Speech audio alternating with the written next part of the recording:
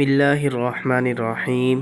معزز سامعین، السلام علیکم ورحمۃ اللہ وبرکاتہ۔ حضرت یاسر رضی اللہ تعالی عنہ مکہ تشریف لائے۔ ان کے مکہ آنے کا سبب یہ تھا، یہ اور ان کے دوسرے دو بھائی جن کے نام حارث اور مالک تھے، اپنے چوتھے بھائی کو تلاش کرنے کے لیے مکہ آئے۔ حارث اور مالک تو یمن واپس چلے گئے، لیکن حضرت یاسر رضی اللہ عنہ مکہ ہی میں ٹھہر گئے اور ابو حذیفہ بن مغیرہ کے حلیف بنے۔ یہاں انہوں نے سمیہ نامی عورت سے شادی کی تو ان سے حضرت عمار پیدا ہوئے۔ چند ہی دنوں بعد ابو حذیفہ نے ان کو آزاد کر دیا۔ جب اسلام کا ظہور ہوا تو یہ مکمل خاندان جو 3 افراد پر مشتمل تھا، اسلام لے آیا، اور یہ ان لوگوں میں سے تھے جنہوں نے مکہ میں ہی اپنے اسلام کا اظہار کیا۔ سیدنا عمار بن یاسر اور حضرت صہیب ایک ہی وقت میں مسلمان ہوئے۔ ابتدائے اسلام میں جب رسول اللہ صلی اللہ علیہ وسلم چھپے ہوئے تھے تو حضرت عمار بن یاسر اور حضرت صہیب دونوں آئے اور اکٹھے ہی اسلام قبول کیا۔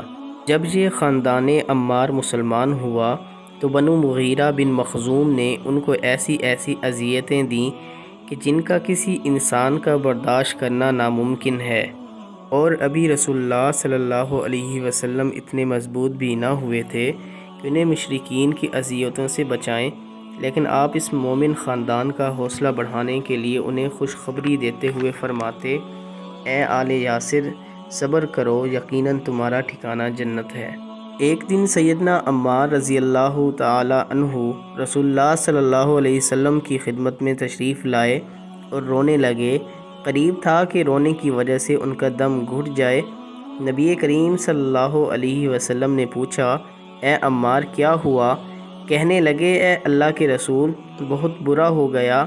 آج یہ لوگ اس وقت تک مجھے اذیتیں دیتے رہے جب تک میں نے آپ کے بارے میں بد کلامی اور ان کے بارے میں خیر نہ کہہ دی۔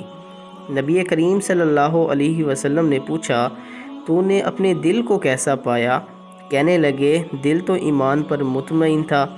تو نبی کریم صلی اللہ علیہ وسلم نے فرمایا، پھر کوئی بات نہیں، اگر پھر دوبارہ وہ اس طرح کریں تو دوبارہ بھی کہہ دینا، اس میں کوئی حرج نہیں۔ معزز سامعین، یہ رخصت ہے جو رسول اللہ صلی اللہ علیہ وسلم نے ان لوگوں کو عطا فرمائی جو اہل اسلام میں سے مشرکین کے عذاب سہنے کی طاقت نہ رکھے، تو وہ اپنے آپ کو ان کی تکالیف سے بچانے کے لیے کلمہ کفر ادا کر سکتا ہے۔ شرط یہ ہے کہ اس کا دل، اس کا نفس اور اعضاء سچے ایمان پر مطمئن ہوں۔ اعتبار نیت کا ہوگا۔ اللہ تعالیٰ کا یہ فرمان اسی شان کی وضاحت میں نازل ہوا، من کفر باللہ من بعد ایمانہ الا من اکرہ وقلبہ مطمئن بالایمان ولکن من شرح بالکفر صدرا فعلیہم غضب من اللہ ولہم عذاب عظیم۔ جو شخص اللہ کے ساتھ کفر کرے اپنے ایمان لانے کے بعد، سوائے اس کے جسے مجبور کیا جائے اور اس کا دل ایمان پر مطمئن ہو، اور لیکن جو کفر کے لیے سینہ کھول دے، تو ان لوگوں پر اللہ کا بڑا غضب ہے اور ان کے لیے بہت بڑا عذاب ہے۔ جب اس رخصت کی خبر حضرت سمیہ ام عمار رضی اللہ عنہا تک پہنچی تو انہوں نے کلمہ کفر ادا کرنے سے انکار کر دیا اور فرمانے لگیں کہ اللہ کی قسم، میں کبھی اپنی زبان سے کلمہ کفر ادا نہیں کروں گی، یہ کہ اللہ نے مجھے اس سے نجات دے دی ہے۔ ہمیشہ اذیتیں سہتی رہیں، یہاں تک کہ اذیتیں دینے والے آپ کے صبر کی وجہ سے نا امید ہو گئے تو ابو جہل لعنت اللہ علیہ نے آپ کی شرمگاہ پر نیزہ مارا اور آپ کو شہید کر دیا، اور اس طرح آپ اسلام کی سب سے پہلی شہیدہ قرار پائیں۔ جنگ صفین میں حضرت عمار بن یاسر 93 سال کی عمر میں اپنی تلوار اٹھائے بڑے جوش کے ساتھ جہاد میں شریک تھے اور بلند آواز سے یہ کلمات ادا کر رہے تھے، آج کے دن میں اپنے محبوب محمد صلی اللہ علیہ وسلم اور آپ کی جماعت سے ملنے والا ہوں۔